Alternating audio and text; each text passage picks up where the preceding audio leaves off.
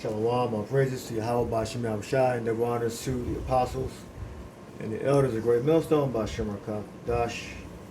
My name is Yakalba from Plain Davis County, Philly. We'll go over 1 Corinthians 7th chapter. It's a word there, past the flower of the age. That was a bit of a controversy. At least twice. It kept going, it came up a few times. And 7th chapter goes into marriage. I'm going to read Genesis 3:16 first. So Genesis 3:16. Unto the woman he said, I will greatly multiply the sorrow of thy conception. Before, women didn't have birth pains. When they were giving birth, there was no pain. In sorrow thou shalt bring forth children, and thy desire shall be to thy husband, and he shall rule over thee. And then that was already established, that the man was going to rule over their wives. All right. Adam was set, or man was set to be the head of the household from the very beginning. All right. But what changed was the sorrow of thy conception. All right. Because when you read in the previous chapter, it says that I will make a help meet. So the woman is the assistant of the husband. So that was already previously established. And what proves it, the 17th verse says, and unto Adam he said, because thou hast hearkened to the voice of thy wife. All right? Because we're not supposed to be taking instruction from our wives. When it comes to the matters of leadership, a direction that we should go. All right? Especially when it transgresses the law of the Lord. All right. Now, there's more details on that also. All right, but the main thing was Corinthians 7:1, 7th chapter. Now concerning things whereof he wrote unto me, it is good for a man not to touch a woman. And this is not a law for a man to be like Paul, to not touch a woman. All right, it's advice, it's suggestion, it's a way of life. Every man is different, and every woman is different.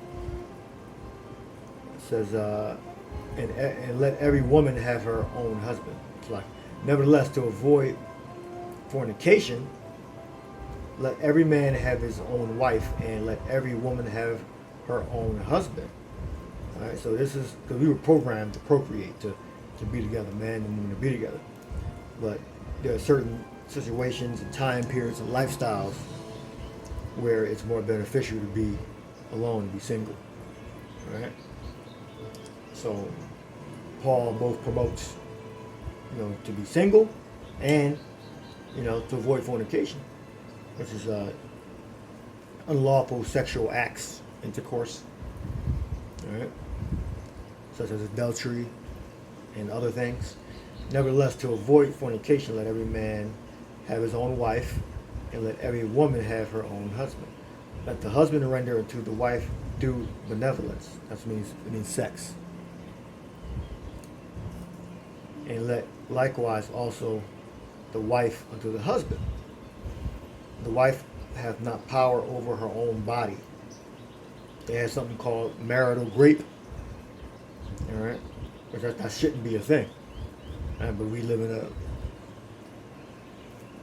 still a man's world, but you have overtones and undertones of femininity, of feminists, which is basically the destruction of the family and the household, from men being the head of household and the leaders of the household. That's what feminism is.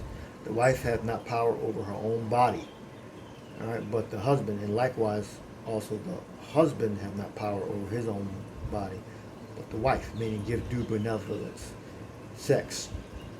All right. It says, defraud ye not one another, except it be with consent for a time. All right, this is all talking about sex. All right. That ye may give So let's do a roll. All right. Give yourselves to fasting and to prayer, and come together again, that Satan tempt you not for your inconsistency. All right. So if you take a break for a while, a woman's not supposed to commit adultery, and a man's not supposed to commit adultery with another man's wife, just because you decided to not have sex for a while. All right. But I speak this by permission and not of commandment. For I would that all men were even as myself, but every man hath his proper gift of the power, one after this manner and another after that manner. So he's saying it's not a law, saying if you can do without it, this would be better. All right. But we know 99% of the time it's not going to be better. I mean, it's going to be better, but it's not going to be practical. Right? It's not going to be practical. Right? For I would that all men were even as myself, but every man hath the proper gift. 1 Corinthians 7:8. I say therefore to the unmarried and widows, it is good for them if they abide even as I. Yeah, if you're unmarried and a widow, especially if you're a widow. But if you're a young woman and you're unmarried, it's not practical. But he's giving you the knowledge because it's possible. Some men, some women have that ability, but most don't. All right. But if they cannot contain, this is 1 Corinthians 7:9. But if they cannot contain, it's talking about sex, let them marry, for it is better to marry than to burn. 1 Corinthians 7:9. Meaning to constantly be thinking about it, constantly be going out to avenues to get it. That's diminishing your character or your safety, or your health. 1 Corinthians 7:10. And unto the married I command, yet not I, but the Lord, let not the wife depart from her husband. All right. So a woman's not supposed. The woman can't divorce her husband. All right. Like it says in the law, if he doesn't maintain her, I mean, if she is brought to poverty, like she's on the street, But if you just poor, that doesn't give you license to divorce your husband. So let not the wife depart, and if she depart, let her remain unmarried and be reconciled to her husband. So she get mad and say, F you, whatever, and she leave, she's not supposed to, if she's in the faith now, she's not supposed to have sex with another man. But we know that's what happens. They commit adultery. And let not the husband put away his wife, because a man cannot put away his wife unless it's adultery. All right? And there are situations where,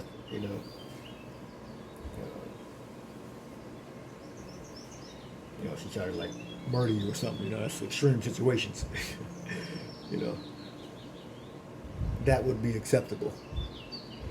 All right. But to the rest speak I, not the Lord. If any brother hath a wife that believeth not, and she be pleased to dwell with him, let him not put her away.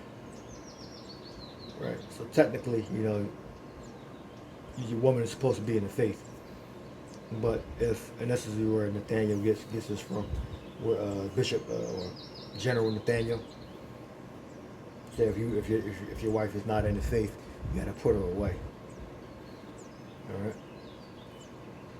And if a woman which hath an husband that believeth not, and if she please to dwell with her, let her not leave him. All right. For the unbelieving husband is sanctified by the wife, and the unbelieving wife is sanctified by the husband. Else were your children unclean, but now are you clean. Right? Meaning that it says, I speak and not the Lord. Meaning that there's no law. All right. Technically, all Israelites are supposed to be in the faith. All right. So, if it's not a law, he just states it. It's still the Lord can still punish you for things that are not in the law. All right? This is, like it's not in the law where, you know, you can't call your parents by their first name. There's no law that says you can't do that. Read this. But it's considered disrespectful. That's just another small example. Alright, where we at? It says 14 verse 4, the unbelieving husband is sanctified by the wife, and the unbelieving wife is sanctified by the husband. Else were your children unclean, but now are they holy. But if the unbelieving depart, let him depart. A brother or a sister is not under bondage in such cases, but the power hath called us to peace. It says, for what knowest thou, O wife, whether thou shalt save thy husband? Or how knowest thou, O man, whether thou shalt save thy wife? Right. But you know what ends up happening, you know, you technically, you know, what happens is, you know, your wife just leaves you if she's unbelieving, or if she is believing. It can happen, and you know, she finds another man. It's rare. It's nearly impossible that a woman's going to stay unmarried. All right. Notice it didn't say that a man's supposed to stay unmarried. A man can have more than one woman.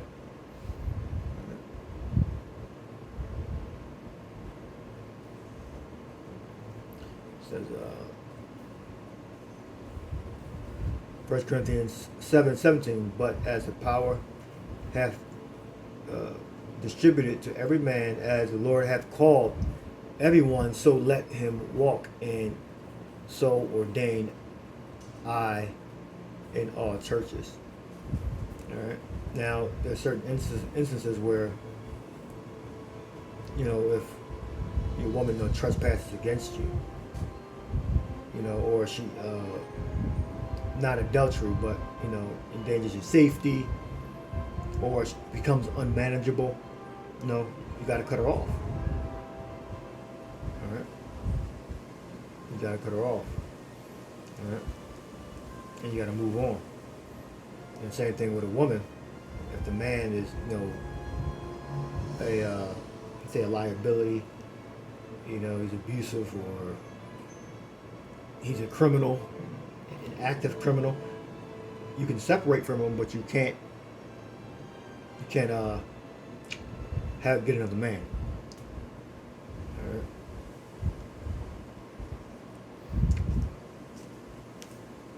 Else that would be adultery. All right. If any man, let's see, 1 Corinthians 7:18, if is any man called being circumcised, let him not become uncircumcised. If any called in uncircumcision, let him not be circumcised. All right. So basically, Paul, this is not a law. All right, saying that you have to not get circumcised, because the more you become spiritual, and the more you become you understand the gospel, you're going to want to get circumcised. All right. Circumcision is nothing, uncircumcision is nothing. What proves that, when Timothy was circumcised, all right, you had people that were uncircumcised that got the surgery circumcision. You know, Paul is saying, you know, it's not the foremost thing that you have to worry about. As you become, you know, get deeper into the gospel, and you've been doing this for years and years, you're going to have a certain level of understanding, and you're going to understand the importance of circumcision, you know, which is a law. All right. Circumcision is nothing, and uncircumcision is nothing, but the keeping of the commandments of the power. Let every man abide in the same calling wherewith he was called. All right. So if you call and you believe, get circumcised. All right. Art thou called being a servant, care not for it. Art thou called being a servant, care not for it. But if thou mayest be made free, use it rather. For he that is called in the Lord, being a servant, is the Lord's freeman. Likewise also he that is called being free is Mashiach's servant. Ye are brought with a price. Be not ye the servants of men. Alright. Now we don't have like that this different servitudes like they had back then. We just pretty much have a job. Which was service in the job. And the dynamic of economy has changed. Alright. So we have to work and serve the Lord. We have to do both. Brother, let every man wherewith he is called wherein abide with the power. We're under circumstances where we're tied to organizations. We got to break those ties to serve the Lord. Serving the Lord is most important. Now concerning virgins, I have no commandment of the Lord, yet I give my judgment. Like we'll give judgments. We'll give like advice and best practices. All right. And the Lord made it concrete. A woman cannot leave her husband, and if she does, she's supposed to remain unmarried. That's concrete in the law. And if she becomes like homeless, then that gives a justification to divorce. But it tells you that she leaves with nothing. All right. But that's not the thing most of the time. Most of the time it's just women want to live a certain lifestyle, and they look at the man as not good enough. The grass is greener on the other side. That's what happens most of the time. Now concerning virgins, I have no commandment of the Lord, yet I give my judgment. That's the same thing when Paul said, but do I speak? But to the rest speak I and not the Lord. Meaning Paul's giving his judgment.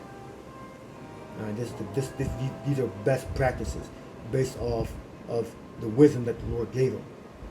Because situations are different. All right.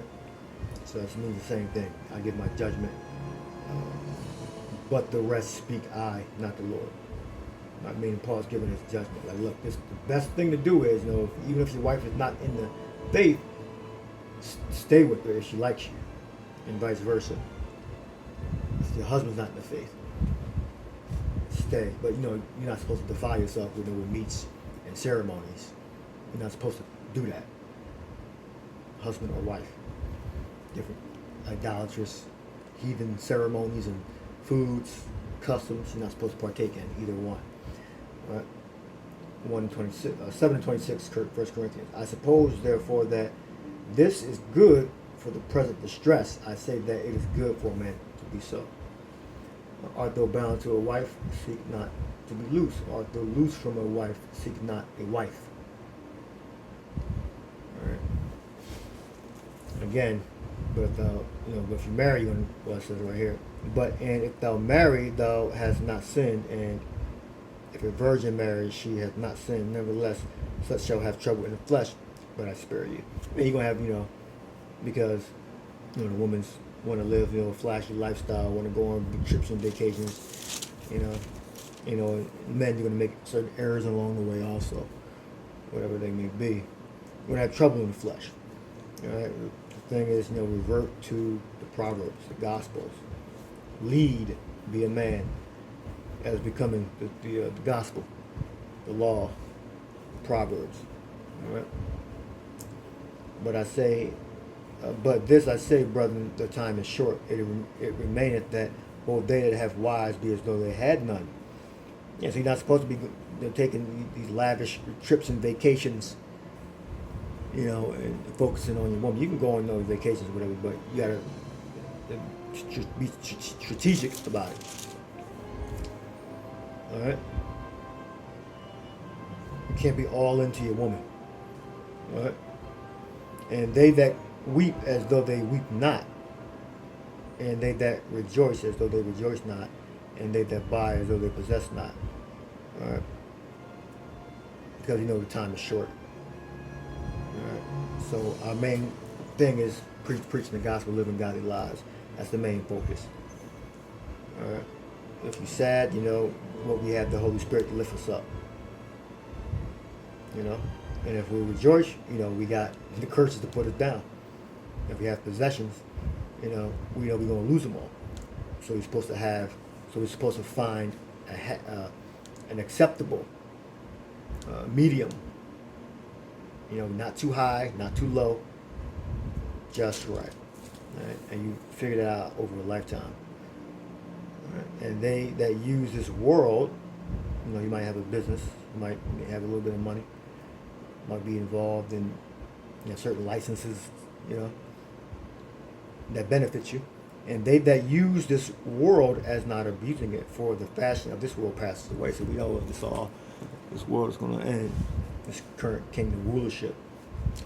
But I would have you without carefulness. But I would have you without carefulness. He that is unmarried carry for the things that belong to the Lord, how he may please the Lord. But he that is married carry for the things that are now in the world, how he may please his wife. So you got to have that spirit, not being too happy, not being too sad, having a medium. And then you won't be all into your wife to lose focus of preaching the gospel. There is a difference also between a wife and a virgin. An unmarried woman, a virgin. Meaning a virgin here means like she's unmarried. Doesn't mean she necessarily never had sex before. Because a virgin can be both. It can be a woman that had sex, a woman that had not had sex. Had or has not. The unmarried woman cared for the things of the Lord. Because the Israelite could have came to the truth, well, she might have been put away. All right? And the husband could be still alive, or he could have died in the war or a murder. And so she has the option to get another husband or remain unmarried.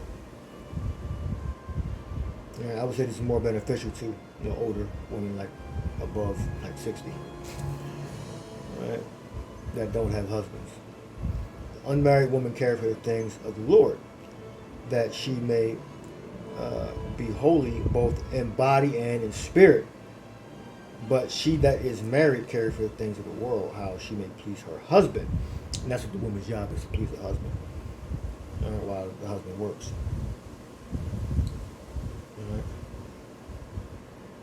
And our duty is to preach the gospel, and give you no attention in sex. And this I speak for your own profit, not that I may cast a snare upon you, but for that which is comely, and that ye may attend upon the Lord without distraction. All right, these are best case scenarios. Some of these things, they're not realistic. Paul is giving you the best thing you can do, and then we got to do the best to try to fit that, if we're given that gift to do so. It would be better if if you didn't have the urge, the lust, the temptation to marry. But most of us do have that. So we can only fulfill, what we are given the license to fulfill. All right. But if any man think that he behave himself uncommon toward a virgin, if she pass the flower of her age, and need so require, let him do what he will. He sinneth not, let them marry. All right. Pass the flower of her age was the point of this lesson. And we look it up. Let me get it up. I threw a Hooper.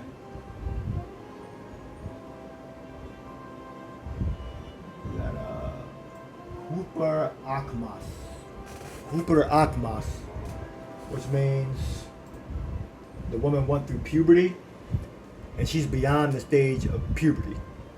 Let's say a woman she had her period at 12 years old. All right, that means she's an adult. So when she passes that, the age of getting her period, this is what the word describes. So the longer she stays without having a husband, she's more in danger of committing adultery with multiple men. All right? Or fall into some sexual deviousness. It says, beyond the bloom of, it says prime life, but not prime life. But beyond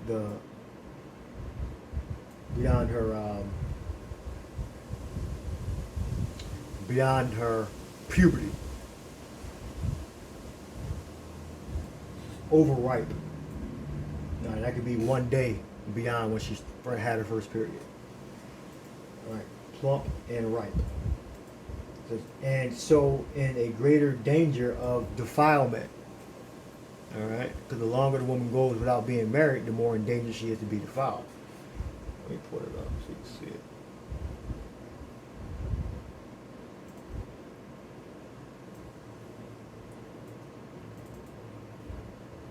Oh, we can see that.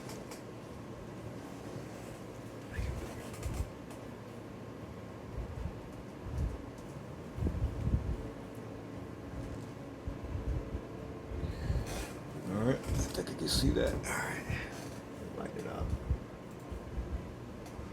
Plump, ripe. So again, you don't get a wife when she's like rotten, like when she's in her 50s and 60s. You get a wife pretty much when you were a teenager, so-called teenager, and in her 20s. That's when you typically will get a wife. Alright.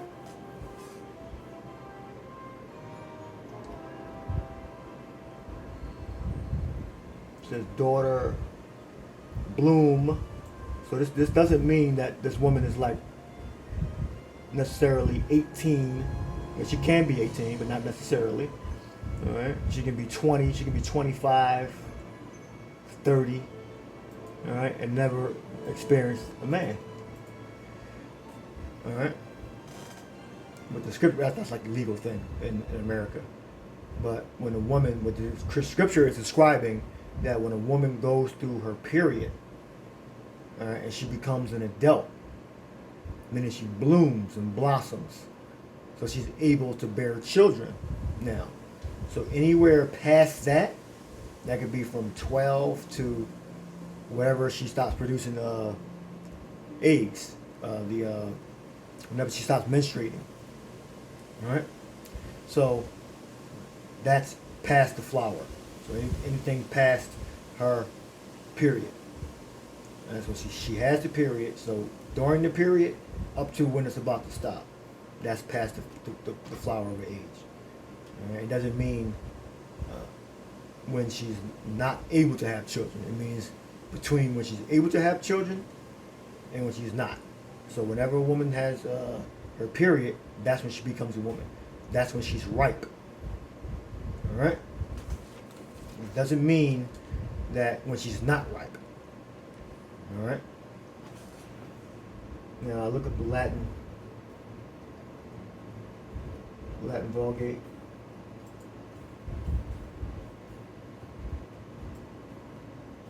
And the word there is super adulta. Overdow. And I looked this up.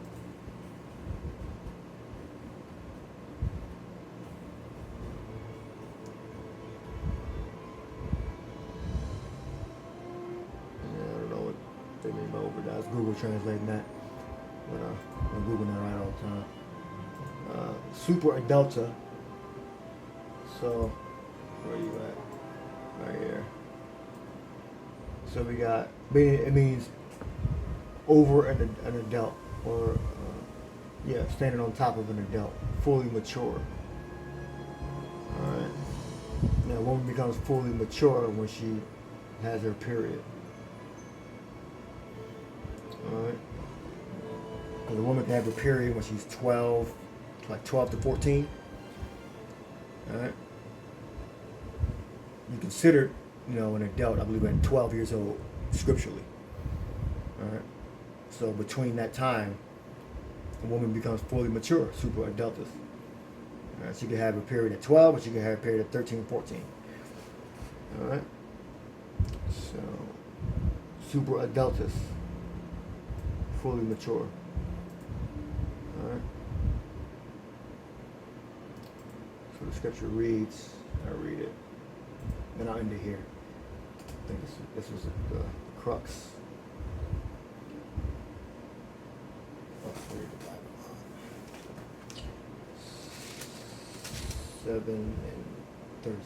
7:36. 1 Corinthians 7:36. It said, nevertheless, no. But if any man think that he behave himself uncommonly toward his virgin, if she passed the flower of her age, meaning if she is past her period, I mean she had her period, and she's beyond her period. It could be one day when she had her period, or it could be 30 days, or it could be 160 days. If she passes her period, if she passes the flower of her age, and needs so require, let him do what he will. He sinneth not, meaning let him marry that woman. All right, let them marry. All right.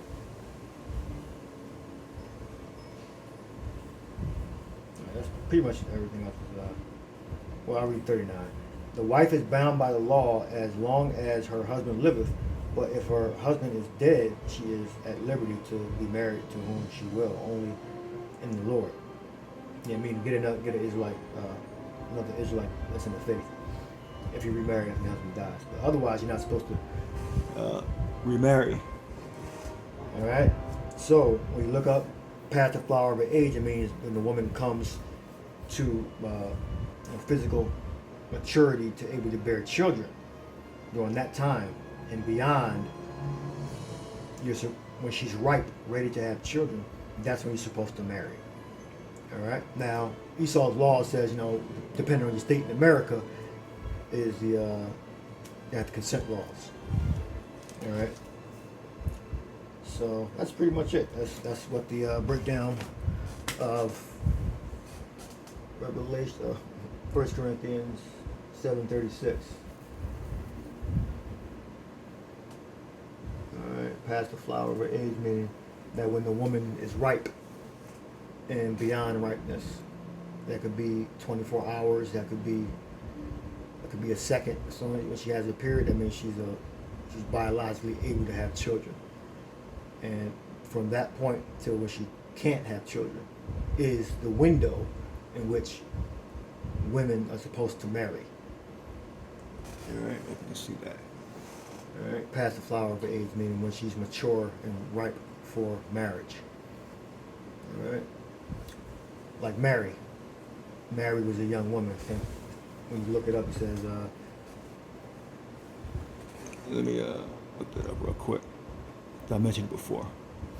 All right, so when you look it up, it says she's about 13 to 14 years of age. No historical document tells us how old she was, which is true. So what they're pretty much going on is they know within our culture, in all cultures really, you took a woman between the age when they became to the biological maturity. Like nothing to get emotional about protecting children and all that. Nope, nobody's doing that. All right, they're interested in video games and running around looking at fucking malls and shit. They're not worrying about getting a husband at 14 years old. All right, but although they are having children at 14 years old, by I guess other men in their age group. But that's how old Mary was, around that age. And that's what we believe. So it's about 13 or 14 years of age. All right, that's the flower, because Mary passed the flower of her age. All right, that's when she had all her eggs. That's when she was youthful and ripe to be planted by her husband, with his seed. All right, so that's what past the flower of her age means, meaning she's ripe to bear children. All right, after she has her period. So anytime after her period, she's ripe and plump for marriage and to bear children. And if she doesn't marry, the longer she doesn't marry, the more in danger she is to become a harlot and to engage in different sexual deviant acts. That's why it's better to marry than to burn. Let's look up burn. Not talking about STD. All right.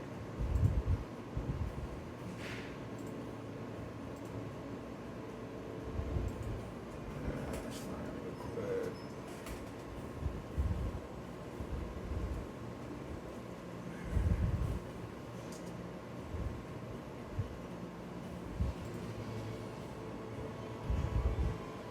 Maybe figurative, but yeah, Puerto. Yeah, it's talking about the sexual desire. All right, it's not talking about fire. All right. So Esau don't know all the scriptures. He only knows certain things here and there. All right, this is referring to sexual desire. Let me see. Yeah.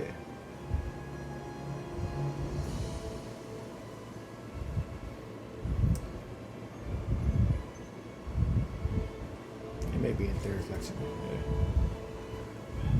Under Strong. Yeah, I don't see it, so.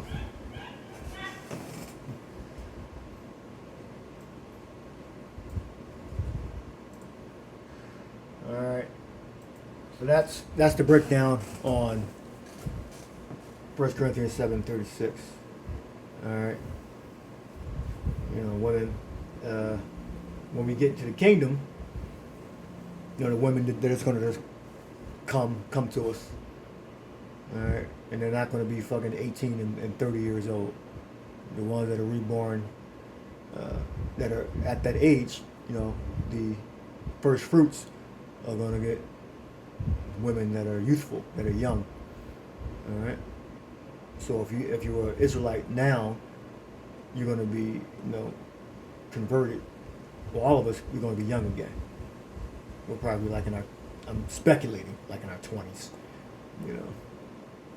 at our prime, our full strength, And if you're born in the kingdom and you're a woman, you're gonna get married after you pass the flower of your age to an Israelite man. All right, that's what it is. It's nothing to get be angry about. That's what the facts are. All right. So I'll leave that there. Hope you edified. Shalom.